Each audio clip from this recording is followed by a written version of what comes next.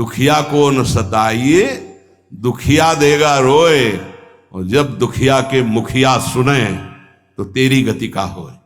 किसी को कमजोर समझकर आप फंसा दिए या कष्ट दे दिए या मार दिए और आप पदवी पे पहुंच गए, तो परम पदवी वाला जब दृष्टि डालेगा तो तुम्हारी धज्जियां उड़ जाएंगी। ये बहुत होश में, जो शब्द दूसरे के हृदय में चोट पहुंचाकर परम पद में पहुंचा दे, वही साधु के शब्द होते हैं। उठो, जागो, भूल मत करो। अगर यहां तुम सुखी होने के लिए अधर्माचरण से धन ले लेते हो, चाहे जो हो, तो परिणाम में तुम्हें बड़ा भयंकर दुख भोगना पड़ेगा। इसलिए हम प्रार्थना करते हैं, अंदर की हालत को मजबूत करना है तो दुखियों को मत सताना, निर्दोषों को दंड मत देना, पैसे के लिए किसी को गलत मत फंसाना। नहीं, चाहे जितना बड़ा अधिकार आपको मिला हो, वो अधिकार भी एक समय का है, इसके बाद नहीं। फिर तुम्हें जो कर्म का दंड मिलेगा वो भोगना पड़ेगा। त्रिभुवनपति अधिकार प्राप्त है महाराज नहुस को, भूल गए अपने कर्तव्य को और पदाभिमान में गलत आचरण में कदम रख दिया तो अजगर की योनि प्राप्त हुई। भ्रष्ट हो गए देवराज इंद्र पद से। कोई भी पद अगर आप गलत आचरण करोगे तो समय पर जब दंड देगा, पद भी छिन जाएगा, सुख भी छिन जाएगा, परिणाम महान हानिकारक दुख कारक होगा। उपासक यदि बहुत जल्दी पवित्र और शुद्ध साधना में समर्पित होना चाहता है तो शरीर और प्राण, इन दोनों को भगवान के चरणों में समर्पित कर दे। हमारी अब जिम्मेवारी खत्म, समर्पित। तो समर्पण भी हमें नहीं आता ना, कैसे समर्पित करें। इसीलिए गुरु रूप में भगवान पधारते हैं। गुरुदेव जैसी आज्ञा करें वैसे शरीर के आचरण हमारे हों, और गुरुदेव जो हमें नाम मंत्र दे वही हमारी श्वास में चले, तो दोनों समर्पित हो गए, शरीर और प्राण। जब कोई शरीर और प्राण भगवान को अर्पित कर देता है उसे आत्मनिवेदन भक्ति कहते हैं, और आत्मनिवेदन भक्तिवान ही परम पद को प्राप्त होता है, परम रस को प्राप्त होता है। पाई रस भक्ति गूढ़ जुग जुग जग, दुर्लभ भव इंद्रादि विधिम। ये रस भक्ति तभी प्रकट होती है जब शरीर और प्राण अपने आराध्य देव को समर्पित हो जाते हैं। उपासक जैसे भगवान सच्चिदानंद में है, ऐसे उपासक का भी सच्चिदानंद में स्वरूप होता है। एक बार सत्संग में कहा था कि भगवान नारायण भी तुम बन सकते हो, तो किसी ने कहा था मनुष्य नारायण कैसे बन सकता है। देखो सीढ़ी है, नारायण नर बन सकते हैं ना, तो सीढ़ी बन गई, उतर गए ना, उसी सीढ़ी में चढ़ जाओ तो नर नारायण बन जाएगा। कैसे प्रमाण? गीध देह तजी धरि हरि रूपा। जब परम सत्कार्य बन गया सियाजू की रक्षा का, तो गीध ने शरीर छोड़ा और हरि रूप धारण करके हरिधाम को गया, नारायण रूप धारण करके। जब अजामिल का शरीर छूटा तो चतुर्भुज नारायण रूप होकर भगवान के धाम। जब धुंधकारी का प्रेत योनि छूटी तो चतुर्भुज भगवान के पार्षद लेने आए थे, चतुर्भुज रूप पार्षद रूप हरि रूप धारण करके भगवान के धाम को चला गया। केवल श्री लांछन चिन्ह लक्ष्मी जी का, वो भर पार्षदों को नहीं होता, नहीं, पूरे जैसे हरि वैसे ही हरि के पार्षद होते हैं। सच्चिदानंद में पार्षद स्वरूप सच्चिदानंद की सेवा में उपस्थित होता है। जैसी श्री जी वैसी श्री जी की सखिया किशोरी मात्मानम किमि सुकुमारी नुकले। उपासक अपनी उपासना को चुरा के रखे, नहीं तो कोई चुरा लेगा। हम जो साधना करते हैं किसी को पता नहीं होना चाहिए। हमारा अहम कहता है कि हम सबको बता दे, इतने माला जपते हैं, ये करते हैं, ये करते हैं। पूज्य पादुड़िया बाबा कह रहे हैं उपासक अपनी उपासना को चुरा के रखना। ये चुराने की वस्तु है, छुपाने की। कोई जाने ना, आप किस कोटि के, जैसे समुद्र की कोई था नहीं ले सकता, ऐसे उपासक की कोई था नहीं ले सकता।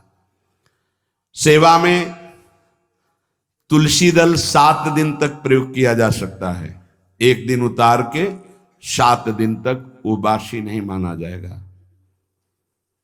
बिल्व पत्र 5 दिन तक, कमल पुष्प 3 दिन तक, और अन्य पुष्प 1 दिन।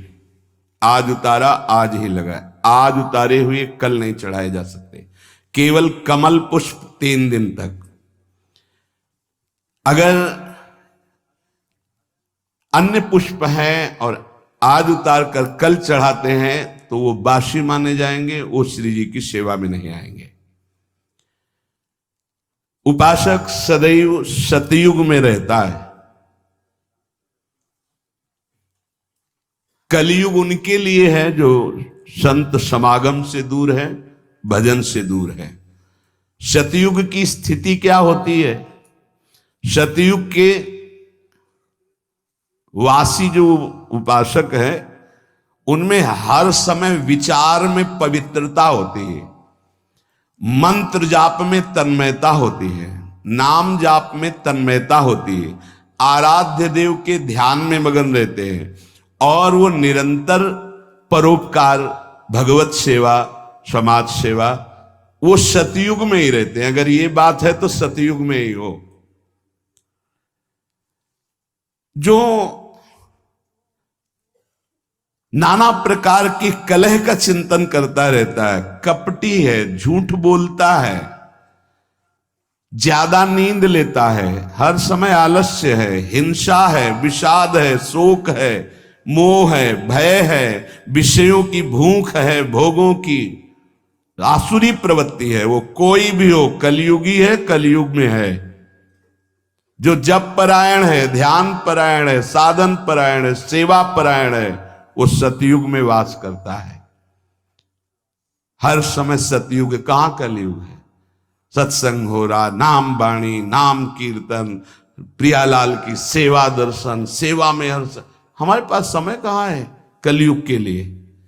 कलयुग जो बुलावा देते हैं उनके पास जाता है, अपने पास समय कहां है कलयुग के लिए? झूठ, कपट, तंद्रा, निद्रा, हिंसा, विषाद, व्यसन, व्यभिचार, मोह, भोगों की प्रबलता, आसुरी प्रवृत्ति, ये कलयुग है। अगर चित्त में इन सब का राज्य तो कलयुग। उपासक सदैव सतयुग में रहता है, सदैव। देख लो, उपासक सदैव सतयुग में रहता, कलयुग में नहीं। ये अगर लक्षण है तो कलयुग है, नहीं तो कोई कलयुग नहीं। कहां कलयुग है? हाँ, कलयुग का स्थान बताया गया, शराब पीना, व्यभिचार करना, मांस खाना, जुआ खेलना, चोरी करना, तो उसी में आ जाता है झूठ, कपट, तंद्रा, निंद्रा, हिंसा, विषाद, शोक, मोह, भय, भोगों की प्रबलता, राक्षसी प्रवृत्ति, ये कलयुग का स्वरूप है। उपासक विषयी भक्त से बच के रहे।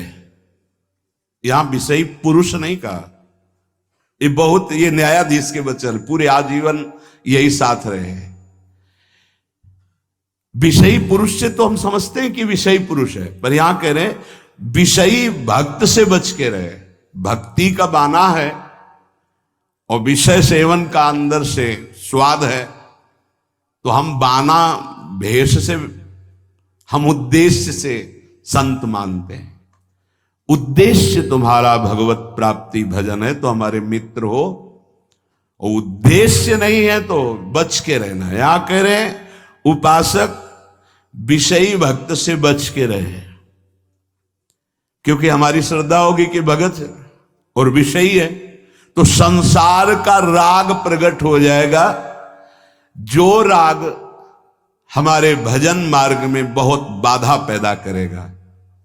क्योंकि ये राग और द्वेष सतमार्ग के लुटेरे हैं, श्री भगवान गीता जी में कह रहे हैं। जो भक्त विषयी है हमें उसका संग नहीं करना। क्यों? क्योंकि उसके संग से विषयों का राग प्रकट हो जाएगा। राग और द्वेष भगवान कह रहे इंद्रियस्यार्थे राग द्वेषौ व्यवस्थितौ तयोर्नवशमागच्छेतौ हृस्य परिपंथिनौ। हे अर्जुन, इंद्री के प्रत्येक विषय में राग और द्वेष ये छुपे रहते हैं। अनुकूलता प्रतिकूलता, उपासक को ना अनुकूलता में न प्रतिकूलता में, अर्थात न राग में न द्वेष में, दोनों में नहीं फंसना, क्योंकि ये दोनों इस मार्ग के लुटेरे हैं, खाली कर देते हैं, लूट लेते हैं। श्रोत्रेंद्रिय, त्वचा इंद्रिय, नेत्र इंद्रिय, रसेंद्रिय, घ्राणेन्द्रिय, इसके विषय हैं शब्द स्पर्श रूप रस गंध। पूरी सृष्टि के भोग इसी में आ जाते हैं। इसमें कुछ में साधक का राग रहता है और कुछ में द्वेष रहता है। राग अनुकूलता, द्वेष प्रतिकूलता। जब तक अनुकूलता प्रतिकूलता राग और द्वेष बना रहेगा तब तक साधक की उन्नति नहीं हो सकती, आध्यात्मिक उन्नति। ये बड़ा सूक्ष्म विषय जगत गुरु भगवान श्री कृष्ण वर्णन कर रहे हैं।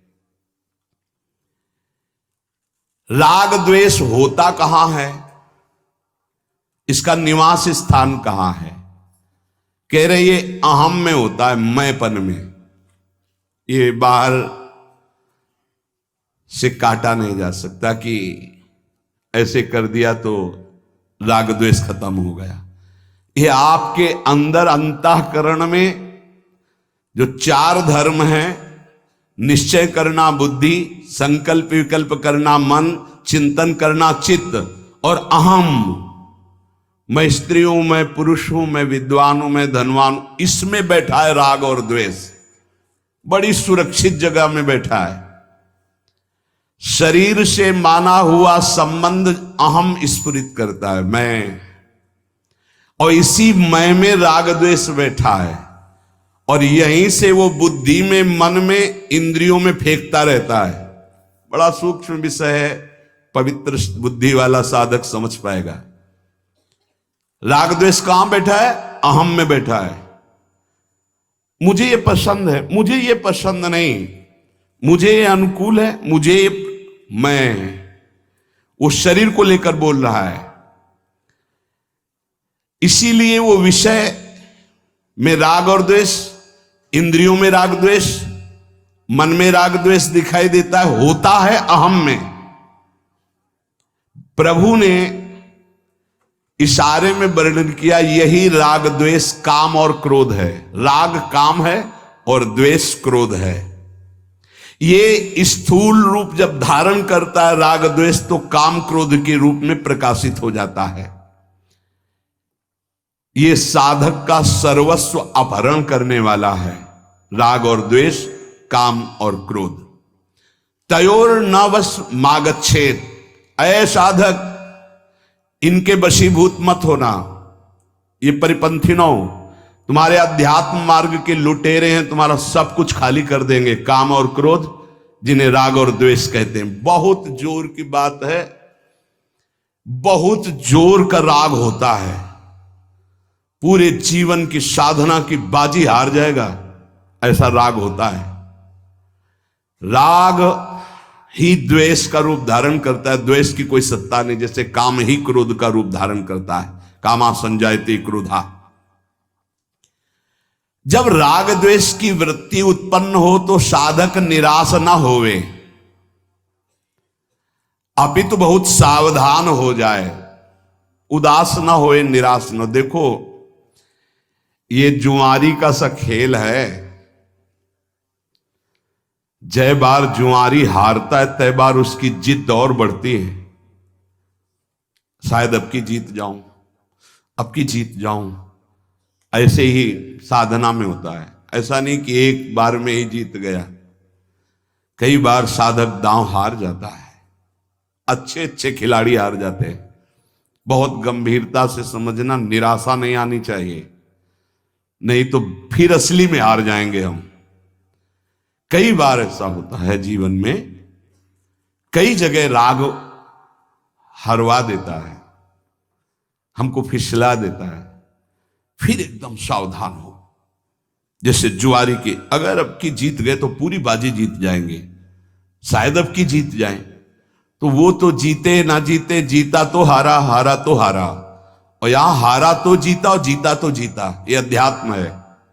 निराश तो नहीं होना, ये हमारी प्रार्थना है। साधक कभी निराश न हो कि अब क्या होगा, अब तो मैं हार गया। कुछ नहीं हारे, एक नया अनुभव मिला हारने से। जानबूझ के मत हारना, अनुभव नहीं मिलेगा। फिर अगर फिसल गए हो तो अनुभव मिलेगा। कहां से फिसला, क्यों फिसला, आगे बढ़ूं, निराशा नहीं। और आध्यात्मिक ऐसा है कि जैसे जल में ऐसे मारा तो गड्ढा दिखाई दिया, हाथ हटा लिया, पूरा बराबर हो गया। समझ रहे, फिसल गए तो लगा हानि हो गई, लेकिन अध्यात्म में फिर संभल करके चले तो बिल्कुल बराबर हो गया, कोई हानि नहीं हुई, बड़ा मंगल हो जाएगा। निराशा तो उपासक को करनी नहीं, ये ध्यान प्रार्थना हमारी मान लीजिए, नहीं तो आप परमार्थ से हार जाएंगे। अंतिम श्वास तक हारना नहीं है, हारते हुए भी हारना नहीं, ये बात मान लेना। मैं हर बार कमर कसूंगा, अब की शायद जीत जाऊं, अब की शायद जीत जाओगे, निकल जाओगे। बहुत ध्यान देने का विषय वर्णन हो रहा है, यही हमारी आध्यात्मिक उन्नति मारी जाती है। क्या होता है, साधक राग पूर्वक किसी कर्म में प्रवृत्त ना हो, किसी भोग में, किसी विषय में, किसी कर्म में, आज्ञा मान करके कर्म में प्रवृत्त हो। यह बड़ा सूक्ष्म विषय है। साधक की कर्मों में प्रवृत्ति या निवृत्ति अपनी रुचि से नहीं होती। मुझे अच्छा लगता है इसलिए करता हूं, मुझे अच्छा नहीं लगा इसलिए छोड़ दिया, नहीं। वो आज्ञा पर करता है, आज्ञा पर त्याग करता है, इसलिए उसका करना राग पूर्वक नहीं और त्याग करना द्वेष पूर्वक नहीं है। वो आज्ञा पे चलता है, साधक है। शास्त्र आज्ञा, गुरु आज्ञा। ध्यान दीजिए, हमारा हर कार्य अब जो ही कहें करें, हम सोई आयस लिए चले निज दासी। राग द्वेष की सत्ता ही नहीं रह जाएगी। हमारा जो कार्य होता है वो शास्त्र आज्ञा, गुरु आज्ञा से होता है। अगर हम किसी कार्य में प्रवृत्त होते हैं तो आज्ञा, कर्तव्य। अगर निवृत्त होते हैं तो आज्ञा, कर्तव्य।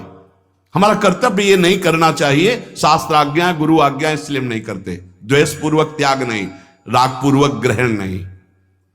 जब राग द्वेष पूर्वक क्रिया की जाती है तो उसका फल उत्पन्न होता है, और राग द्वेष का फल पतन के सिवा और कुछ नहीं होता, पतन।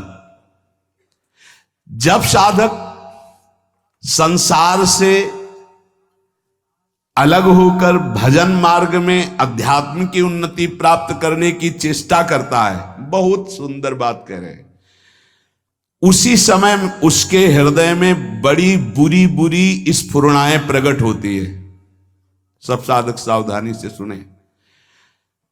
जब साधक संसार का त्याग करके सच्चिदानंद की प्राप्ति के लिए भजन में लगता है तो उसके हृदय में, अंतःकरण में बड़ी बुरी बुरी स्फुरणाएं प्रकट होती है।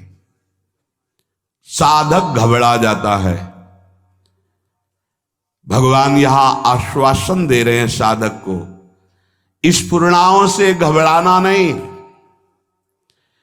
इन स्फुरणाओं की सत्ता नहीं है कि तुम्हारा कुछ भी बिगाड़ सके। ये उत्पन्न हो रही हैं, जो थी पहले अब नष्ट हो रही, प्रकट हो करके। सिद्धांत है ये नष्ट हो रही है क्योंकि तुम भजन परायण हो। पर चूक अच्छे अच्छे से हो जाती, कोई समझ नहीं पाता नष्ट हो रही, वो उसी में तन्मय होकर नई क्रियाएं कर बैठता है।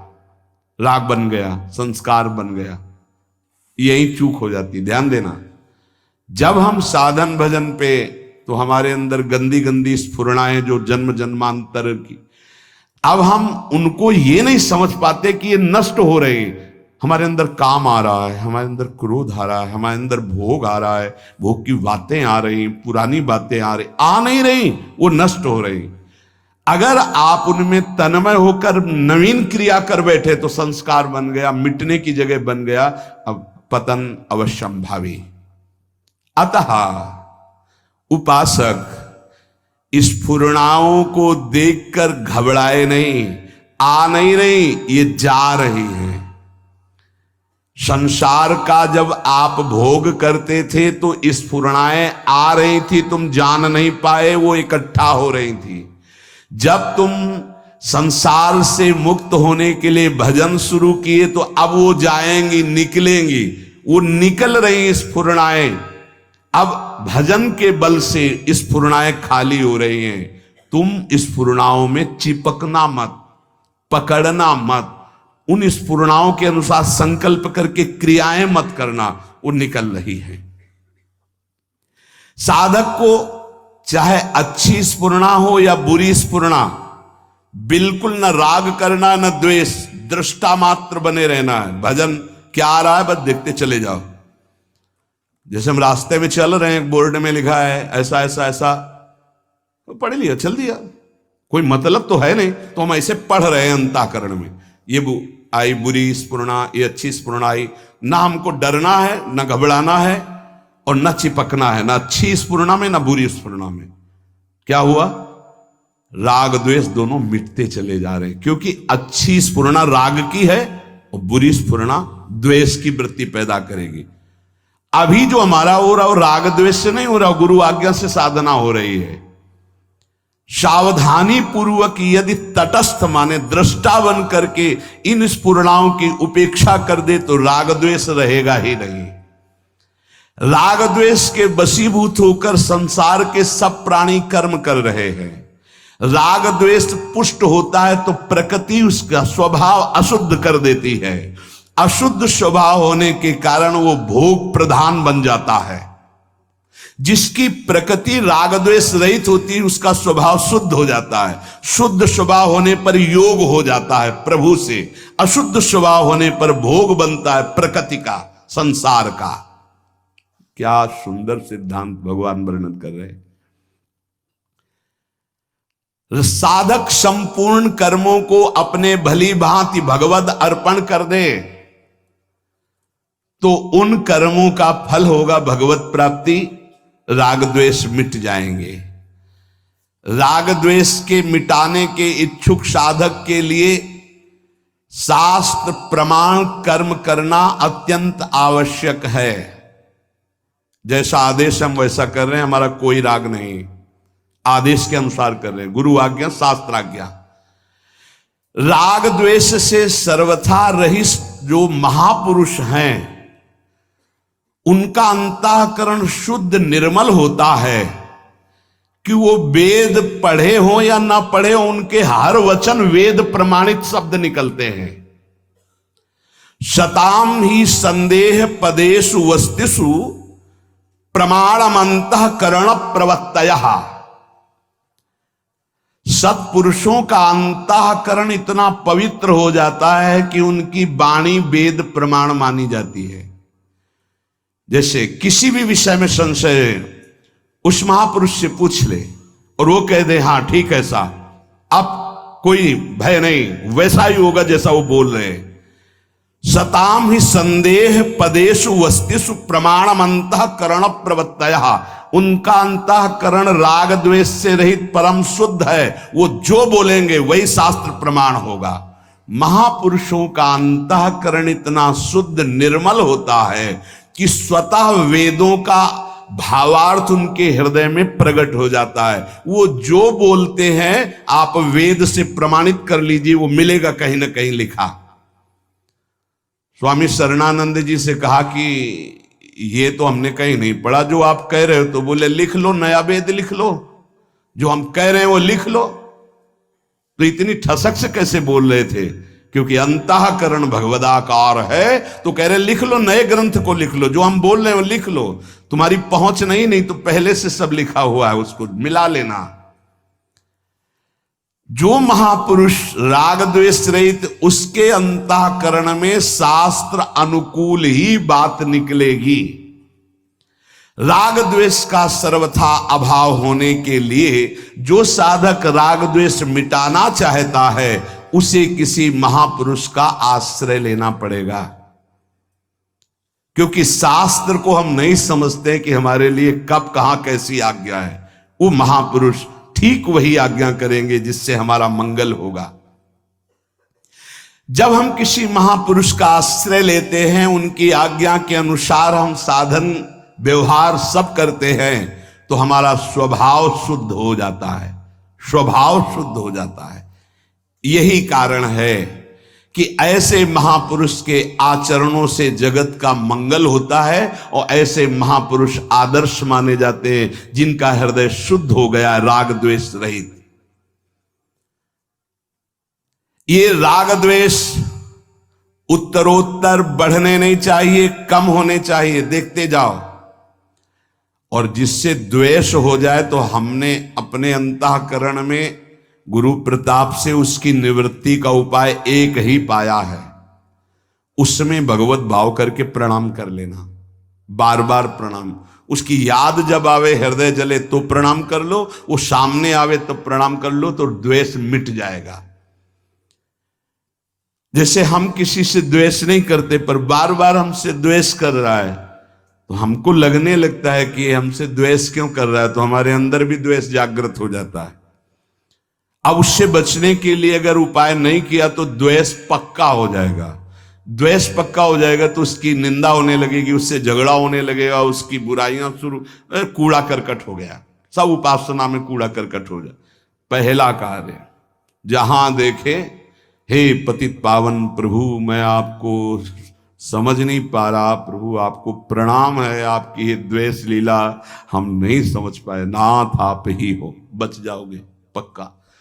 जब कहीं ऐसा हुआ है तो पतितानाम पावनेभ्यो वैष्णवेभ्यो नमो नमः, हे प्रभु आपको मैं नहीं समझ पा रहा, आप नाथ बचाओ, आपकी इस द्वेष लीला में मैं न फंस पाऊं, पक्का निकल गए, पक्का।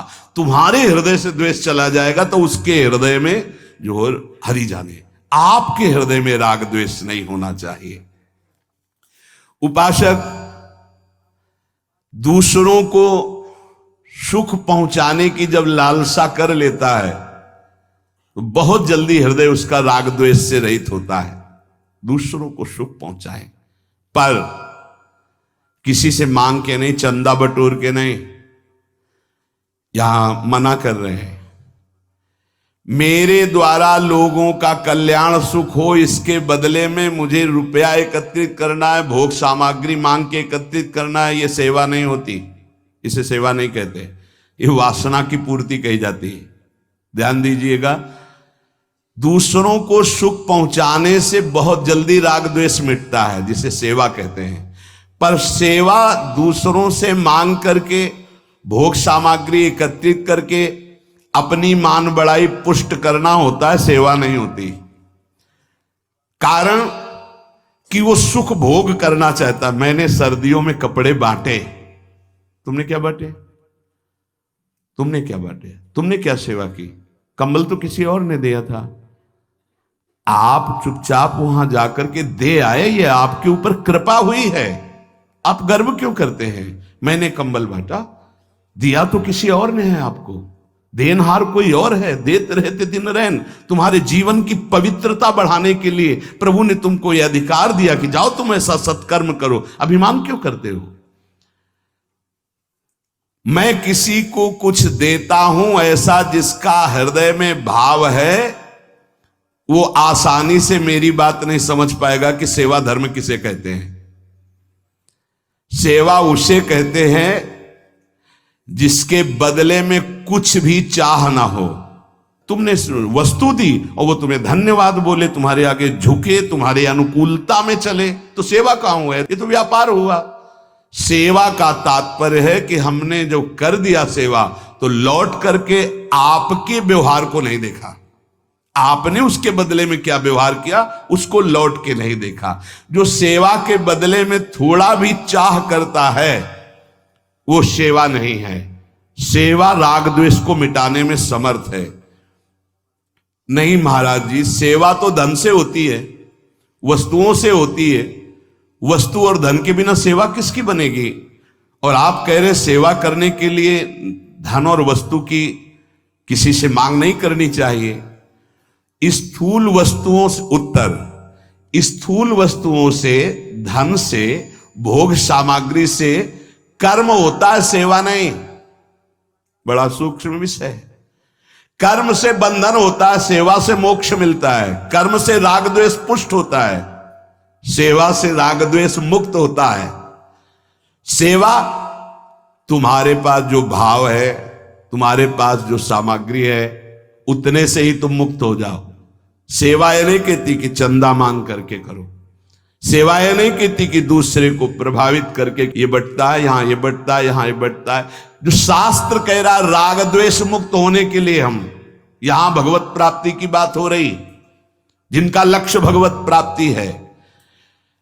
तुम्हारे पास जो भाव है, तुम्हारे पास जो सेवा सामग्री, उसी से तुम्हें मुक्त होना है राग द्वेष से। जो वस्तुओं से सेवा का भाव किया जाता है वो कर्म बनता है, सेवा नहीं। स्थूल वस्तुएं जितनी तुम्हारे पास है उतने से तुम्हें सेवा का अधिकार है।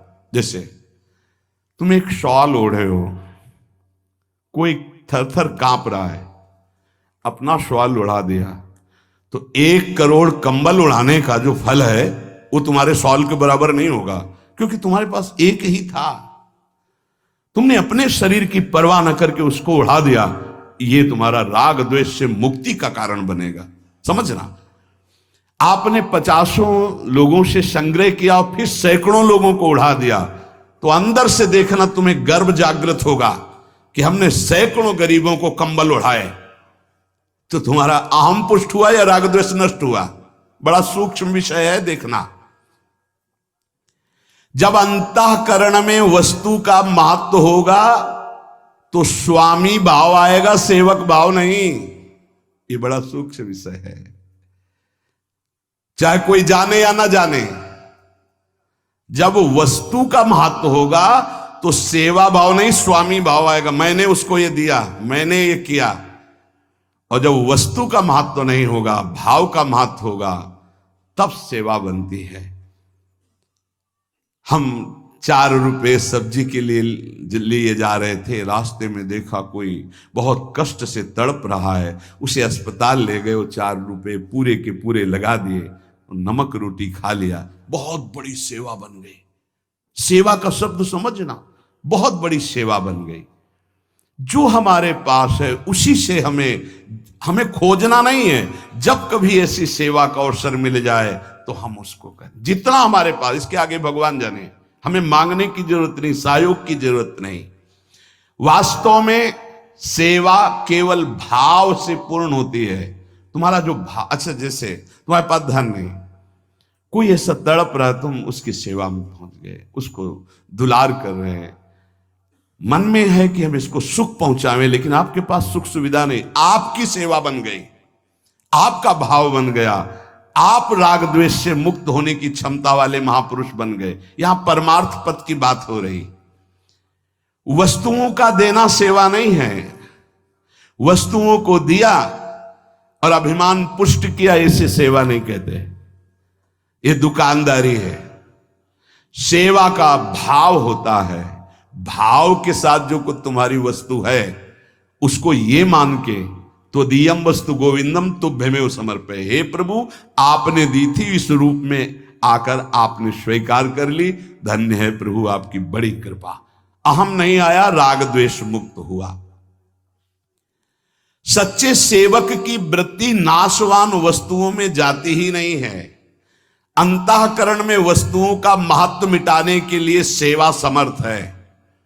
जिसकी धरोहर थी उसको दे दिया। ऐसा भला कभी आता है दान देने में? वो कर्म बना, कर्म, शुभ कर्म, पुण्य बन सकता है, सेवा नहीं। सेवा मेरे राधा वल्लभ लाल, आप इस रूप में आपने दिया और आपने लिया नाथ, ये तो आपकी मंगलमयी लीला, आपकी वस्तु आपको समर्पित। ये भाव सेवा स्वाभाविक।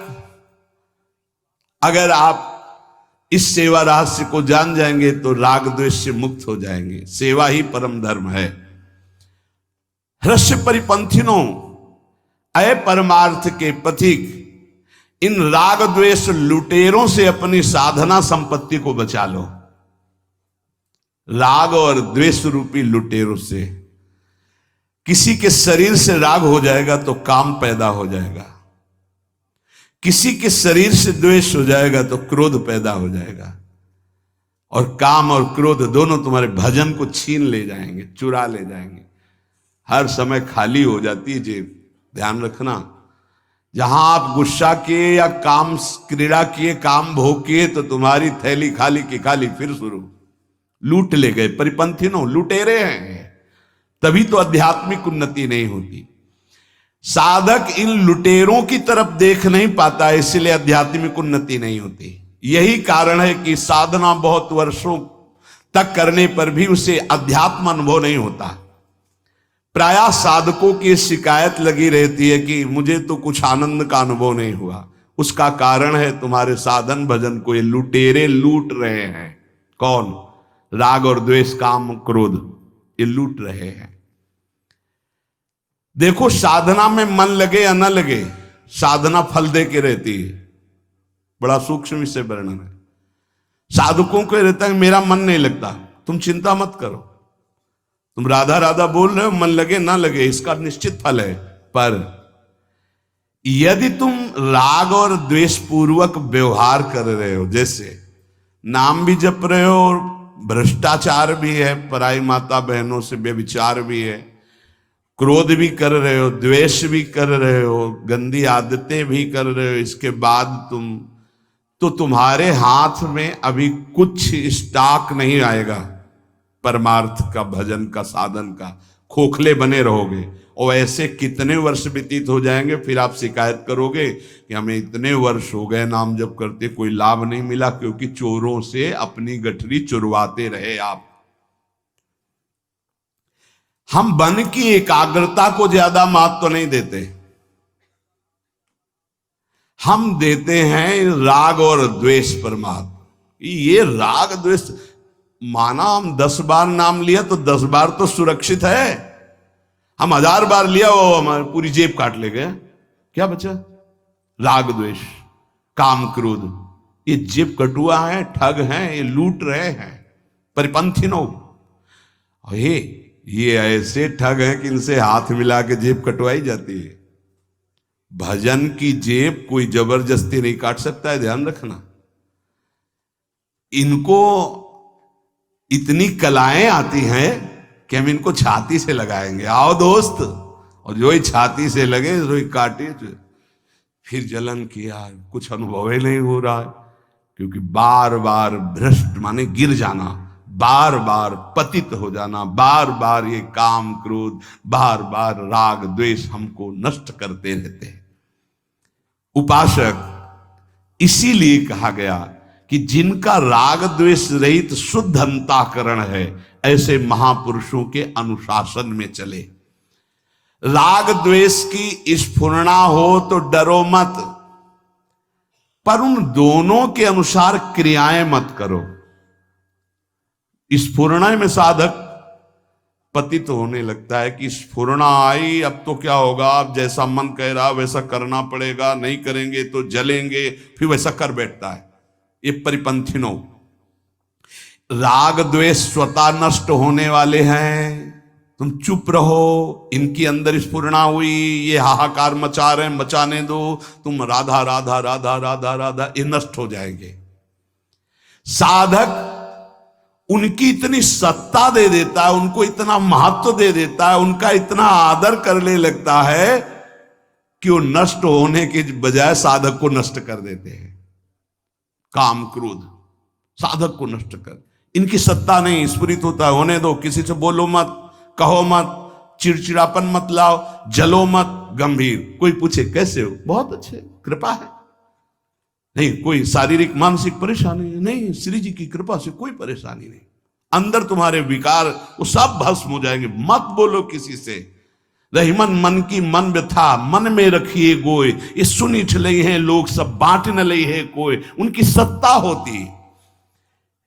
राग द्वेष स्वतः नष्ट होने वाले हैं, ये ज्यादा देर टिकेंगे नहीं, फुलझरिया की तरह अपना चमत्कार दिखाएंगे, नष्ट हो जाएंगे। साधक इनकी सत्ता दे देता है, इनका आदर करता है, इनका महत्व करता है, और वो साधक को नष्ट कर देते हैं। अगर तुम इनका आदर ना दो, इनका महत्व ना दो, इनकी तरफ मत देखो, ये अपने आप नष्ट हो जाएंगे। सुख दुख का कारण दूसरे को मानने से राग द्वेष पुष्ट होते हैं। सुख देने वाला, देखो, मान्यता होती है। वर्षा हुई, एक नाच रहा है और एक रो रहा है बैठे। कौन? किसान नाच रहा है खेती में, बढ़िया बढ़िया वर्षा हुई, और कुम्हार के बर्तन सूख रहे थे, वो सब फैल गए, वो बैठे रो रहा है। वर्षा का क्या है? एक को प्रतिकूल पड़ रही, एक को अनुकूल पड़ रही। वर्षा तो समतुल है, वो तो बरस रही है। हमारी अनुकूलता, हमारी प्रतिकूलता, हमारी मान्यताएं ही पूरी की पूरी अनुकूलता पर। अब गर्मी में आग प्रतिकूल लगेगी और सर्दी में दूर से तापो तो कितना सुखद लगती है। ये अनुकूलता प्रतिकूलता आने जाने वाली और मान्यता के अंतर्गत है। स्वरूप में इनका कोई महत्व नहीं है। तुम स्वरूप हो, देह नहीं हो। थोड़ी देर के लिए काम क्रोध विकल कर रहे हैं, सह लो, ये नष्ट हो जाएंगे। उनका महत्व में, अरे काम आ गया, अरे क्रोध आ गया, चुप शांत, वो नष्ट हो जाएंगे, अपने आप नष्ट हो जाएंगे। उनकी सत्ता ही नहीं, वो ज्यादा देर नहीं टिकेंगे। आप टिकाओगे तो टिक जाएंगे। आप आसन बिछा कर बैठा लोगे, सत्ता दोगे, सत्ता काम आया, उसी का चिंतन कर रहे हैं, उसी के अनुकूल आचरण करने लगे, उसी की तरह वार्ता व्यवहार करने लगे, भ्रष्ट कर देगा, नष्ट कर देगा। मन बुद्धि राग द्वेष आदि दोष पैदा हो जाए तो कोई दोष की बात नहीं। एक इस प्रसंग को समझ लो, क्रियाएं ना होने पाए, उनकी सत्ता नहीं, अंदर से मान लो नहीं, लूटते रहते हैं, बहुत दूर तक चलते हैं। काम क्रोध राग द्वेष, राग द्वेष मन में उत्पन्न हो जाए, काम क्रोध मन में उत्पन्न हो जाए, कोई खतरे की बात नहीं है। उनके अनुसार कोई क्रिया ना होने पावे, क्रिया खतरे की बात है। अंदर ही छुपा लो, भस्म हो जाएगा। जो उपासक उनके वशीभूत होकर क्रिया रूपी दोष कर बैठता है, वो उनके वशीभूत हो जाता है और वो उपासक के अध्यात्म के उत्साह को नष्ट कर देते हैं। जैसे किसी की कड़वी बात, किसी का तिरस्कार, अपमान हमारे प्रति व्यवहार हुआ, अब हमारे अंदर क्रोध आ रहा है, अब हमको बताना भी नहीं, ना उससे ना किसी से। आपको वो गाली दे रहा था, कैसा, अरे भगवान की लीला है, उसकी बुद्धि, हंस के। अब सामने तो कुछ कह नहीं पाया, पीछे नाश मना रहा है। उसका नाश नहीं होगा, आपका अभी शुरू हो गया, क्योंकि आपका हृदय जल रहा है, हृदय गंदा हो रहा है, हृदय द्वेष से युक्त हो रहा है। बड़ा सावधान। उपासक कभी अपना बल न माने राग द्वेष हटाने का, गुरु कृपा, भगवत कृपा, और चुपचाप सह जाए और ये सोचे कि देखो हम कृपा से बच गए। उसने गाली दिया, हम सह के निकल गए, ये गुरु कृपा, अरे बड़ी कृपा भगवान की। उत्तर नहीं दिया और हृदय भी नहीं जला, और देखो हमारी निंदा की, बच गए, वशीभूत नहीं हुए। साधक को कभी भी राग द्वेष के वशीभूत होकर क्रिया ना होने पावे, बस इस पर ध्यान देना है। राग द्वेष हृदय में स्फुरित हो, डरना मत। राग द्वेष तुम्हारा कुछ नहीं बिगाड़ सकते यदि क्रिया ना होने पावे। मनोगतान, मन में आए तो कोई बात नहीं, अभी थोड़ी देर आया है, अभी शांत हो जाएगा। श्री भगवान कह रहे हैं, यदि आप इन राग द्वेष काम क्रोध रूपी लुटेरों से बच गए तो बहुत जल्दी अध्यात्म आपके हृदय में प्रकाशित हो जाएगा। और जो अध्यात्म मार्ग गुरुदेव ने दिया है, उस मार्ग को कभी छोड़े ना।